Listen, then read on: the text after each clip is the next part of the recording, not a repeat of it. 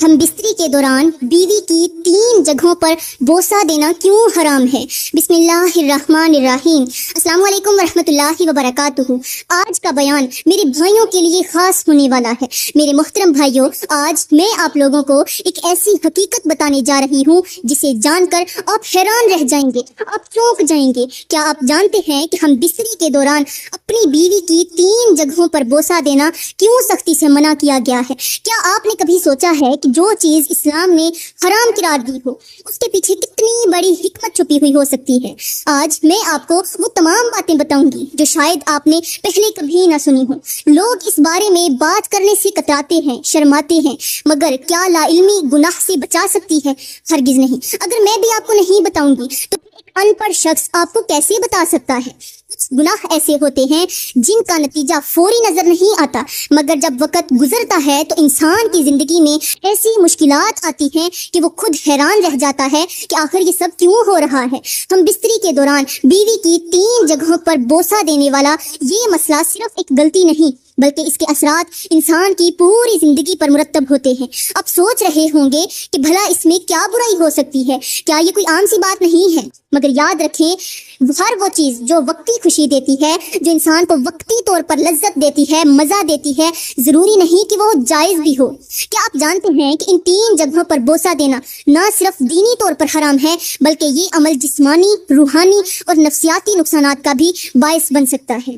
میرے محترم بھائیوں اور میری پیاری بہنوں، یہاں پر میں آپ کو سمجھانے کے لیے اپنے کریم نبی کا ایک فرمان سناتی ہوں، میٹھا سا فرمان، تاکہ آپ کو معلوم ہو جائے کہ حلال اور حرام کے درمیان فرق کرنا کیوں ضروری ہے۔ میرے کریم نبی نے فرمایا کہ انسان جب بار بار کسی گناہ کے قریب جاتا ہے تو اس کا دل سیاہ ہو جاتا ہے، یہاں تک کہ وہ اس گناہ کو معمولی سمجھنے لگتا ہے، بالکل ایسے جیسے کوئی شخص ابتدا میں کسی آگ کے بالکل قریب کھڑا ہو تو اسے گرمی محسوس ہوتی ہے، مگر جب وہ روز اس آگ کے پاس جانے لگے تو آہستہ آہستہ اس کا بدن گرمی کا عادی ہو جاتا ہے اور پھر ایک دن وہ خود اس آگ میں جا گرتا ہے۔ یہی حال ان لوگوں کا ہوتا ہے جو پہلے حرام سے بچنے کی کوشش کرتے ہیں مگر پھر آہستہ آہستہ اس کے قریب جاتے ہیں، اور ایک وقت آتا ہے کہ انہیں اس کی برائی کا احساس ہی نہیں رہتا۔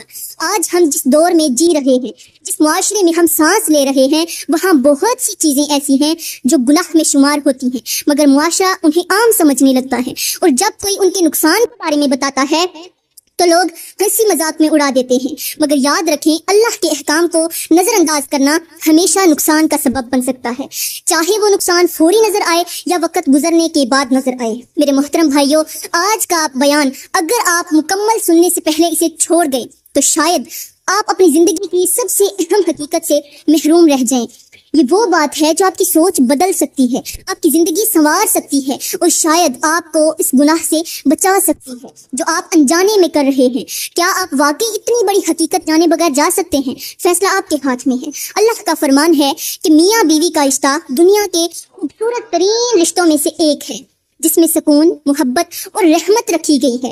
اللہ فرماتا ہے کہ جو کپلز آپس میں محبت اور عزت کے ساتھ رہتے ہیں وہ دنیا میں برکت اور آخرت میں عظیم جزا پاتے ہیں، کیونکہ ازدواجی زندگی، ازدواجی محبت صرف ایک جسمانی تعلق نہیں بلکہ 2 روحوں کے ملنے کا نام ہے، جہاں ایک دوسرے کا احترام، خیال اور محبت بنیادی حیثیت رکھتے ہیں۔ میرے کریم نبی نے فرمایا کہ جب شوہر اپنی بیوی کو محبت بھری نظر سے دیکھے اور بیوی اپنے شوہر کو شفقت سے دیکھے تو اللہ دونوں پر رحمت کی نظر فرماتا ہے، اور جب وہ ایک دوسرے کا ہاتھ تھامتے ہیں تو ان کے گناہ ایسے جھڑ جاتے ہیں جیسے درخت سے سوکھے پتے جھڑتے ہیں۔ مگر افسوس، آج کی بہت سی عورتیں اس محبت کی قدر نہیں کرتی، وہ اپنے شوہر کے حقوق کو معمولی سمجھتی ہیں، زبان درازی، نافرمانی اور بے صبری سے اپنے ہی گھر کو جہنم بنا لیتی ہیں۔ اسی طرح کچھ مرد بھی اپنی بیویوں کو حقیر جانتے ہیں، ان کی عزت نہیں کرتے اور محبت کو بوجھ سمجھتے ہیں، جبکہ میرے کریم نبی نے فرمایا کہ سب سے بہترین شوہر وہ ہے جو اپنی بیوی کے ساتھ بہترین سلوک کرے۔ آج کی عورت اگر اپنے شوہر کے ساتھ محبت، صبر اور عزت کے ساتھ رہے تو یہ نہ صرف اس کی اپنی دنیا کو خوبصورت بنا سکتا ہے مگر آخرت میں بھی اس کے درجات کو بلند کر سکتا ہے۔ مگر جو عورت اپنے گھر میں فساد ڈالتی ہے، شوہر کی نافرمانی کرتی ہے اور رشتے کی نزاکت کو نہیں سمجھتی، وہ در حقیقت اپنی خوشیوں کو خود تباہ کر رہی ہوتی ہے۔ جیسے ایک باغبان اگر روزانہ پودوں کو پانی دے، ان کی حفاظت کرے تو باغ ہمیشہ ہرا بھرا رہتا ہے، مگر جو باغبان پودوں کو نظر انداز کر دے، ان پر پانی نہ ڈالے، ان کی جڑوں کو نقصان پہنچائے، تو پھر وہ باغ ایک دن سوکھ کر برباد ہو جاتا ہے۔ یہی حال میاں بیوی کے رشتے کا بھی ہے۔ اگر عزت، محبت اور صبر کے پانی سے اسے سینچا جائے تو یہ ہمیشہ مہکتا اور خوشحال رہتا ہے، مگر اگر اس میں تلخی، نافرمانی اور بے قدری شامل ہو جائے تو وہی رشتہ کانٹوں کا جنگل بن جاتا ہے، جہاں نہ سکون رہتا ہے اور نہ ہی خوشبو۔ یہاں پر میں میاں بیوی کی حقوق کی بات کروں گی، وہ حقوق جو ہر کسی کی نظروں سے چھپا کر دیے جاتے ہیں، وہ مزہ جو ایک بند کمرے میں پروان چڑھتا ہے، جہاں ایک بیوی اپنے شوہر کو سکون دیتی ہے، مزہ دیتی ہے، لطف دیتی ہے، وہ لمحے جنہیں حاصل کرنے کے بعد شوہر کسی بھی غیر عورت کی طرف نظر اٹھا کر نہیں دیکھتا۔ میرے بھائیوں، اللہ نے بیوی کو شوہر کے لیے ایک ایسی راحت بنایا ہے جو اس کے دل اور جسم کو سکون فراہم کرتی ہے، مگر افسوس آج کی کچھ عورتیں اس مقدس رشتے کی اہمیت کو نہیں سمجھتی۔ وہ اس سکون، اس محبت اور اس عزت کو حقیر جانتی ہیں۔ وہ سوچتی ہیں کہ شاید باہر کی دنیا میں انہیں زیادہ خوشیاں ملیں گی، مگر حقیقت یہ ہے کہ جو عورت اپنے شوہر کے ہوتے ہوئے غیر مردوں کے پاس جاتی ہے، اپنی خواہشات ان غیر مردوں کے ساتھ پوری کرتی ہے، وہ نہ صرف اپنے شوہر کی عزت کو رونتی ہے بلکہ اپنے رب کے غضب کو دعوت بھی دیتی ہے، اپنے گھر میں بے برکتی بھی لاتی ہے، اپنی زندگی کا سکون اپنے ہاتھوں سے گنوا بھی دیتی ہے۔ پیاری بہنوں، یہ دنیا فانی ہے، یہ حسن، یہ جوانی، یہ شہرت سب ختم ہو جائے گا، مگر جو عورت اپنی عزت کی حفاظت کرتی ہے، اپنے شوہر کو اپنا سب کچھ مانتی ہے، اللہ اس کے لیے جنت میں ایسی نعمتیں رکھ دیتا ہے جن کا تصور بھی ممکن نہیں۔ اللہ کا فرمان ہے کہ جو عورت اپنے شوہر کو چھوڑ کر کسی غیر کے پاس جاتی ہے، وہ اپنے لیے دنیا اور آخرت دونوں میں تباہی خریدتی ہے، کیونکہ بے حیائی کی راہ وہی عورت اختیار کرتی ہے جو اپنی عزت اور شرافت کو بیچ ڈالتی ہے۔ میرے کریم نبی نے فرمایا کہ وہ عورت جو اپنے شوہر کی نافرمانی کرتی ہے، اپنے شوہر کی ناشکری کرتی ہے، اس کے ہوتے ہوئے بھی کسی اور کے ساتھ، کسی غیر مرد کے ساتھ ناجائز تعلق قائم کرتی ہے، اللہ اس پر خود لعنت فرماتا ہے، اور اللہ کی رحمت کے فرشتے اس کے لیے بد دعائیں کرتے ہیں، اور ایسی عورت کی عبادات کبھی قبول نہیں ہوتی جب تک وہ سچی توبہ نہ کرے۔ آج کی دنیا میں کتنی ہی عورتیں اپنی خواہشات کے پیچھے بھاگ کر اپنے ہی گھر کو جہنم بنا لیتی ہیں۔ وہ سوچتی ہیں کہ شاید ایک مرد ان کی ہر خواہش پوری نہیں کر سکتا، مگر حقیقت یہ ہے کہ جو عورت صبر اور شکر کے ساتھ اپنے شوہر کے ساتھ نباہ کرتی ہے، اپنے شوہر کے ساتھ گزارا کرتی ہے، اس کے ساتھ وفا کرتی ہے، اللہ اس کے لیے دنیا اور آخرت میں برکتوں کے دروازے کھول دیتا ہے۔ تو اب بات کرتے ہیں کہ ہم بستری کے دوران عورت کی وہ کون سی 3 اہم جگہیں ہیں جن کو بوسہ دینا مرد کے لیے حرام ہے، چاہے وہ شوہر ہو یا کوئی بھی مرد ہو۔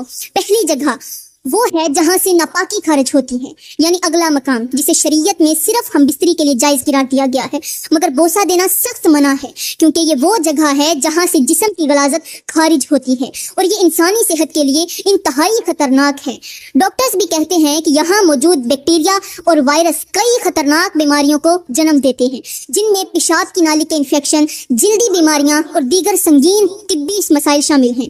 یہاں پر مجھے بڑے ہی افسوس کے ساتھ کہنا پڑ رہا ہے کہ آج کی نوجوان نسل شریعت کی حدود کو توڑنے میں ذرا بھی جھجک محسوس نہیں کرتی۔ وہ چیزیں جو اسلام میں حرام قرار دی گئی ہیں انہیں محبت اور قربت کا ذریعہ سمجھا جا رہا ہے۔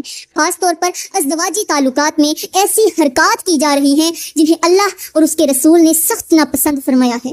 آج بہت سے شوہر لا علمی یا اپنی خواہشات کی پیروی میں بیوی کے اگلے حصے کو چومنے یا چوسنے جیسی حرکات کر رہے ہیں، جبکہ اسلام نے اسے ناپسندیدہ اور حرام قرار دیا ہے۔ جدید سائنس بھی یہی کہتی ہے کہ وہاں بے شمار جراثیم اور بیکٹیریا ہوتے ہیں جو مختلف بیماریوں کو جنم دیتے ہیں، جن میں منہ اور پیٹ کے انفیکشن، جلدی بیماریاں اور بعض خطرناک وائرس شامل ہیں۔ یہ وہی مقام ہے جہاں سے ناپاکی خارج ہوتی ہے، اور اسے زبان کے ذریعے چومنا یا چوسنا خود کو بیماریوں میں مبتلا کرنے کے مترادف ہے۔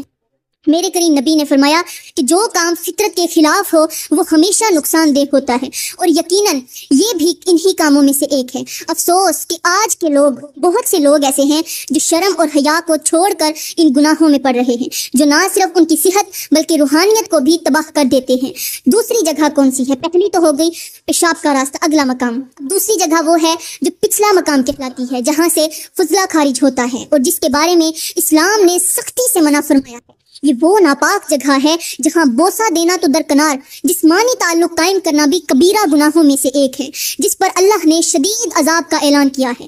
آج کے لوگ نادانی میں اس گناہ میں مبتلا ہو رہے ہیں، وہ اسے محبت اور قربت کا نام دیتے ہیں، حالانکہ حقیقت میں یہ ایک انتہائی گھنونا اور فطرت کے خلاف عمل ہے۔ افسوس کی بات یہ ہے کہ آج کے کچھ مرد اور عورتیں اس کام کو سچی محبت کا حصہ سمجھتے ہیں۔ وہ کہتے ہیں کہ ہمیں اپنے شریک حیات سے بے حد محبت ہے، ہم عشق میں اندھے ہو جاتے ہیں اور اسی اندھے عشق میں وہ گندگی اور بیماریوں میں لت پت ہو جاتے ہیں۔ لیکن وہ کہتے ہیں ہمیں اس چیز سے نفرت نہیں ہے، ہمیں گھناؤ نہیں آتا، مگر انہیں اس وقت تک اپنی غلطی کا احساس نہیں ہوتا جب تک وہ کسی لا علاج بیماری میں مبتلا نہ ہو جائیں۔ جدید سائنس بھی یہی کہتی ہے کہ پچھلے مقام میں وہ تمام مہلک جراثیم اور وائرس موجود ہوتے ہیں جو جسمانی صحت کے لیے زہر ہیں، ایسے بیکٹیریا جو انفیکشن، پیٹ کی بیماریاں، جگر کی خرابی اور یہاں تک کہ بعض جان لیوا امراض کا باعث بنتے ہیں۔ مگر جو لوگ گناہ میں ڈوب چکے ہیں وہ کب حقیقت کو سمجھتے ہیں؟ وہ تو اس عمل کو جدید تعلق اور نئی محبت کی علامت کہہ کر خود کو دھوکہ دیتے ہیں، حالانکہ یہ در حقیقت اللہ کے قہر کو دعوت دینا ہے۔ سوچیں، اگر ایک پانی کا کنواں ناپاک ہو جائے تو کیا کوئی شخص اس میں سے پانی پیے گا؟ ہرگز نہیں، بلکہ لوگ اس کنویں سے دور دور رہیں گے، کیونکہ وہ جانتے ہیں کہ ناپاک پانی بیماریوں کا ذریعہ ہے۔ تو جو جگہ جسم میں فضلہ نکالنے کے لیے بنی ہو وہ کس طرح محبت اور قربت کی جگہ بن سکتی ہے؟ اللہ نے ہر چیز کے لیے ایک فطری راستہ مقرر کیا ہے، اور جو لوگ اس فطرت سے ہٹ کر چلیں گے وہ نہ صرف دنیا میں ذلیل ہوں گے بلکہ آخرت میں بھی سخت عذاب میں مبتلا ہوگے۔ تو میرے محترم بھائیوں، تیسری جگہ وہ ہے جو حیض کے دوران ناپاکی کی حالت میں ہوتی ہے، یعنی عورت کے ایام مخصوصہ کے دوران اس کا مخصوص حصہ، جسے اللہ نے ان دنوں میں ناپاک قرار دیا اور فرمایا کہ اس وقت کے دوران عورت سے جسمانی تعلق منع ہے، اور نبی نے بھی فرمایا کہ ان دنوں میں نہ صرف جسمانی تعلق حرام ہے بلکہ اس مقام کا بوسہ لینا بھی ناپاکی میں مبتلا کر دیتا ہے، کیونکہ حیض کے دوران عورت کے جسم میں کئی ایسے جراثیم ہوتے ہیں جو شوہر کو نقصان پہنچا سکتے ہیں۔ مثال کے طور پر اگر کسی کو خالص شہد کا ایک برتن دیا جائے مگر اسے گندے ہاتھوں سے چھو کر ناپاک کر دیا جائے تو کیا وہ شہد کھانے کے قابل رہے گا؟ ہرگز نہیں۔ یہی معاملہ ان تین جگہوں کا ہے جہاں اللہ نے مخصوص مقصد کے لیے بنایا ہے، مگر اگر انسان اپنی حدود سے تجاوز کرے تو انہیں یہی نعمتیں زحمت اور بیماریوں میں بدل جاتی ہیں۔ یہاں پر مجھے انتہائی افسوس کے ساتھ کہنا پڑ رہا ہے کہ آج کے نوجوان جس گندگی میں لت پت ہو چکے ہیں اس کی مثال تاریخ میں کم ہی ملتی ہے۔ یہ وہ لڑکے ہیں جو غیر شادی شدہ ہونے کے باوجود اپنی ناجائز خواہشات کی تکمیل کے لیے ایسے گناہوں میں پڑ چکے ہیں جن کا انجام سوائے تباہی کے کچھ نہیں۔ یہ وہ لڑکے ہیں جو دوستوں کے نام پر، محبت کے نام پر، تعلقات کے نام پر حرام کام کر رہے ہیں، اور وہ اس حد تک اندھے ہو چکے ہیں کہ انہیں یہ بھی پرواہ نہیں کہ جس لڑکی کے ساتھ وہ ہیں وہ ناپاک کام کر رہے ہیں، وہ پاک ہے یا ناپاک ہے، وہ ایام میں ہے یا نہیں، انہیں بس اپنی خواہش پوری کرنے کی جلدی ہوتی ہے۔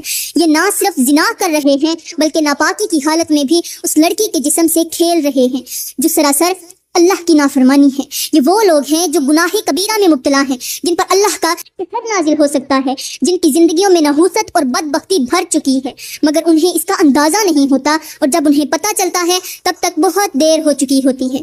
یہ وہ نوجوان ہیں جو موت سے پہلے ہی مر جاتے ہیں، مختلف بیماریوں میں مبتلا ہو جاتے ہیں، ایسے لا علاج امراض کا شکار ہو جاتے ہیں جن سے وہ سسک سسک کر مرتے ہیں، مگر توبہ کرنے کی بجائے مزید گناہ میں ڈوبے چلے جاتے ہیں۔ جب ان کی حقیقت کھلتی ہے، سامنے آتی ہے، جب ان کے جسموں پر زنا کی بیماریوں کے زخم نظر آتے ہیں، جب وہ ہسپتال کے بستر پر موت کا انتظار کر رہے ہوتے ہیں تو ان کے عزیز و اقارب چیخ چیخ کر روتے ہیں، ان کے ماں باپ اپنی قسمت کو کوستے ہیں کہ کاش انہوں نے اپنے بچوں کو حلال اور حرام کی تمیز سکھائی ہوتی، مگر اب پچھتاوے کے سوا کچھ باقی نہیں رہتا۔ یہ گناہ صرف لڑکوں تک محدود نہیں بلکہ آج کی کچھ لڑکیاں بھی اس میں برابر کی شریک ہیں۔ یہ وہ لڑکیاں ہیں جو غیر محرم لڑکوں کو اپنے پاس بلاتی ہیں، انہیں اپنی ہوس کا نشانہ بناتی ہیں، انہیں زبردستی گناہ میں مبتلا کرتی ہیں اور خود کو اس فتنے میں ڈال دیتی ہیں جس کا انجام سوائے ذلت کے کچھ نہیں۔ ایسی لڑکیوں کے لیے دنیا میں رسوائی اور آخرت میں شدید عذاب ہے۔ میرے کریم نبی نے معراج کی رات ایسے لوگوں کو دیکھا جو زنا میں مبتلا تھے، انہیں کیسے عذاب دیا جا رہا تھا، ان کے جسم جل رہے تھے، ان کے چہرے مسخ ہو چکے تھے، ان کی شرمگاہوں سے آگ نکل رہی تھی اور وہ چیخ رہے تھے۔ مگر کوئی ان کی مدد کرنے والا نہیں تھا. اور یہی انجام ان لوگوں کا ہے جو آج زنا کو فیشن بنا چکے ہیں، جو ناپاکی میں بھی اپنی ہوس پوری کر رہے ہیں، جو ان حدود کو توڑ رہے ہیں جو اللہ نے مقرر کی ہیں. تو میرے محترم بھائیوں، کبھی بھی ان 3 چیزوں پر بوسہ دینے یا چومنے کا تو سوچنا بھی مت. اگر اس طرح کی غلاظت کو تم اپنے ہونٹوں کے ساتھ لگاؤ گے تو پھر یاد رکھنا انجام صرف رسوائی ہوگا، صرف تباہی ہوگا. میں دعا کرتی ہوں کہ اللہ تعالیٰ ہمیں ان گناہوں سے جلد از جلد توبہ کرنے کی توفیق عطا فرمائے اور ہمیں شیطان کے وسوسوں اور نفس کی خواہشات سے محفوظ رکھے. آمین ثم آمین.